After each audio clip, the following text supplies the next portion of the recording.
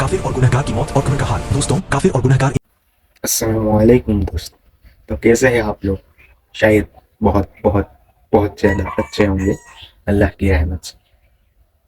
तो आज हम बताने वाले हैं कि मौत की बात का मंजर। आप कह सकते हैं कि इंसान दो तरह के होते हैं, एक होते हैं गुनहगार और एक होते हैं मोमिन बंदे।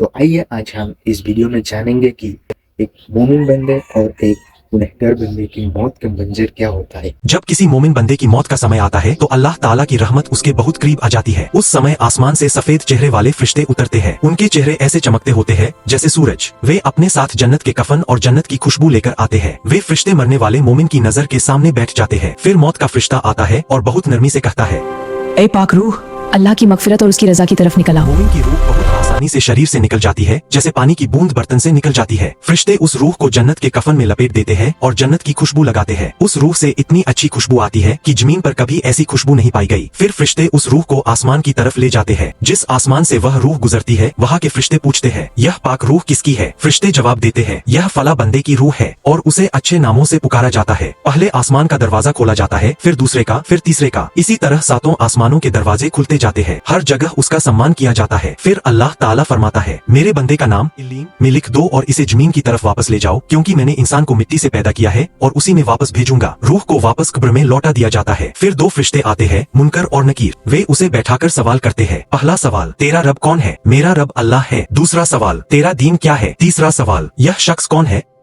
मोमिन जवाब देता है, जो तुम्हारे पास भेजा गया था। मेरा दीन इस्लाम है। वह कहता है, वह जवाब देता है, ये अल्लाह के रसूल हजरत मोहम्मद है। तब आसमान से आवाज आती है, मेरे बंदे ने सच कहा। फिर उसके लिए जन्नत का बिस्तर बिछा दिया जाता है, जन्नत के कपड़े पहनाए जाते हैं और कब्र में जन्नत की तरफ एक दरवाजा खोल दिया जाता है। कब्र रोशन हो जाती है और जहाँ तक नजर जाती है कब्र फैला दी जाती है। फिर एक खूबसूरत चेहरे वाला इंसान आता है, अच्छे कपड़े पहने हुए, जिसे अच्छी खुशबू आ रही होती है। वह कहता है, खुश हो जाओ, यही वह दिन है जिसका तुमसे वादा किया गया था। मोमिन पूछता है, तुम कौन हो?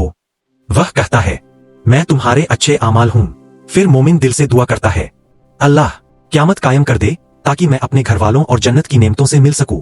यही है उस मोमिन का अंजाम जिसने दुनिया में अल्लाह को राजी करने की कोशिश की। काफिर और गुनहगार की मौत और कब्र का हाल। दोस्तों, काफिर और गुनहगार इंसान की मौत के समय एक बहुत ही डरावना मंजर होता है। मौत के वक्त एक भयानक काले रंग का फरिश्ता आता है, जिसके साथ टाट जैसी एक थैली होती है। वह फरिश्ता आकाश से उतरता है और मरने वाले आदमी की नजर जितनी दूर जाती है उतनी दूरी पर बैठ जाता है। इसके बाद मलिकुल मौत अलैहिस्सलाम हाजिर होते हैं और फरमाते हैं, खबीस रूह, अल्लाह की नाराजगी की तरफ निकल आ। यह बात सुनकर वह रूह शरीर के अंदर इधर उधर भागने लगती है। फिर मलिकुल मौत उस रूह को इस तरह निकालते हैं जैसे जिंदा बकरी की खाल उतार दी जाए। उस वक्त शरीर को इतना भयानक दर्द होता है, न रो सकता है कि इंसान न बोल सकता है, न हिल सकता है, चाहे वह लड़की हो या लड़का। मौत के समय इंसान के शरीर का कोई भी हिस्सा उसके बस में नहीं रहता। इसके बाद मलिकुल मौत उस रूह को अपने हाथ में लेकर उस बैठे हुए काले फरिश्ते को दे देते हैं। वह फरिश्ता उस रूह को टाट जैसी थैली में रख लेता है। उस रूह से इतनी बदबू आती है कि जैसे कोई मरा हुआ जानवर पड़ा हो। फिर वह फरिश्ता उस रूह को आसमान की तरफ लेकर चलता है। रास्ते में दूसरे फरिश्ते पूछते हैं, यह खबीस रूह किसकी है? तो वह फरिश्ता जवाब देता है, यह फलां के बेटे या बेटी की रूह है। जब वह रूह आसमान के दरवाजों तक पहुंचती है तो दरवाजे खोलने की कोशिश की जाती है, लेकिन दरवाजे नहीं खुलते। तब अल्लाह ताला फरमाते हैं, इसका नाम किताब ए सिज्जीन में लिख दिया जाए। और सिज्जीन एक बहुत ही अजीब जगह है जो जमीन के सबसे निचले हिस्से में है। फिर उस रूह को आसमान से कब्र में फेंक दिया जाता है और अब असली अजाब शुरू होता है। दो फरिश्ते आते हैं,